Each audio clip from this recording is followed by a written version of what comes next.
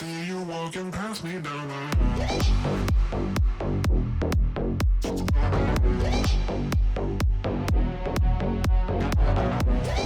Hey, what's up guys, and welcome back to Too Much Tech. And in today's video we're going to be talking about Swiftshells cables. Today we're going to be looking at their keyboard cables and we're going to be looking at their mouse paracord. Let's talk about the mouse paracords first. It's going to be a little bit shorter, but overall I have been using this custom paracord on my Endgame Gear XM1 for about the past 2 weeks, and I've had literally no issues with it at all. I would say that this cable is just as good as the one that comes stock on the Endgame Gear XM1, which is probably the softest cable that you can get on a stock mouse, let alone a custom paracord mouse.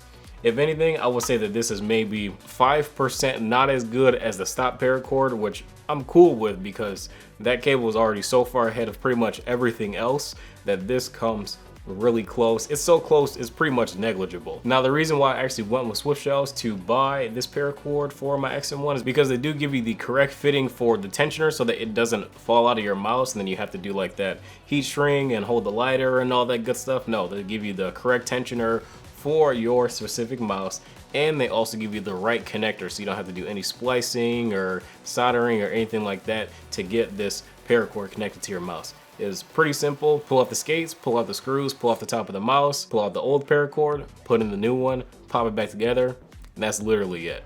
Really good. Can't get any easier than that. If you guys want to see that video, I will have it linked below. But yeah, it was super duper easy to get that done and get it installed. Honestly, if I wasn't filming, I probably could have did it in about 5 minutes. Now let's talk about this highlighter aviator cable for your keyboard. This one is pretty long, not bad, it looks pretty good. Basically, you've got pink on the inside and then you have blue Tech Flex on the outside. My friend George, huge shout out to him for letting me borrow his cable along with his GMMK. We'll leave his link in the description below, as well as the video review to the glorious GMMK that he had like crazy modded out. Well, we got this sweet looking black detachable aviator. You can just screw it off, boom. Now you can swap ends too. And they do offer micro USB as well as USB-C and mini USB. So no matter what keyboard you have, you can purchase one of these to work with any keyboard. He also opted for the 6-inch coils. They have 6-inch coils and they also have 6.7-inch coils. Now, these I will say are smaller and a little bit looser than the coils that you will get on like a space cable. I will say that the space cable do a little bit better job in terms of their coiling and the springiness, but these aren't bad. My friend did opt for the coils to be on the host side. If you put it on the host side, obviously this is going to be the side that's going to connect to your PC. If you put the coil on the device side, then this side will be longer because obviously the coils are going to be closer to your device and after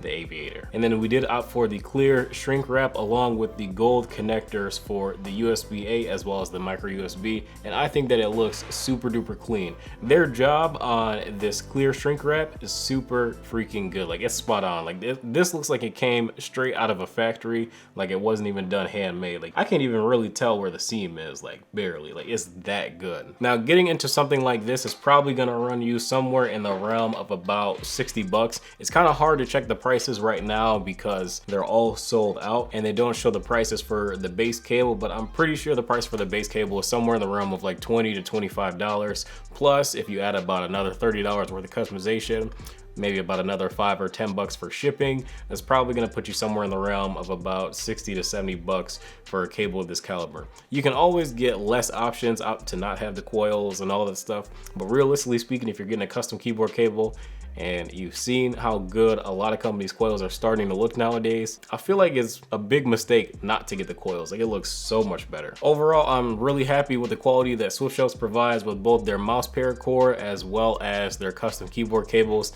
They do a fantastic job. I would definitely recommend them as well. So I will have a link to their site in the description below. If you like the way the space cable looked a little bit better, I will also have space cable's link in the description below because I like both of them. But if you want to know which one I like better, join my Discord. You can ask me there.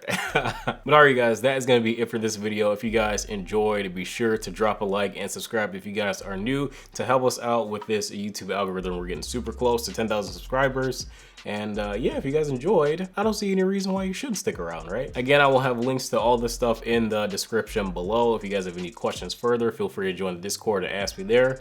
Other than that, thank you guys for tuning in. I will catch you guys in the next video.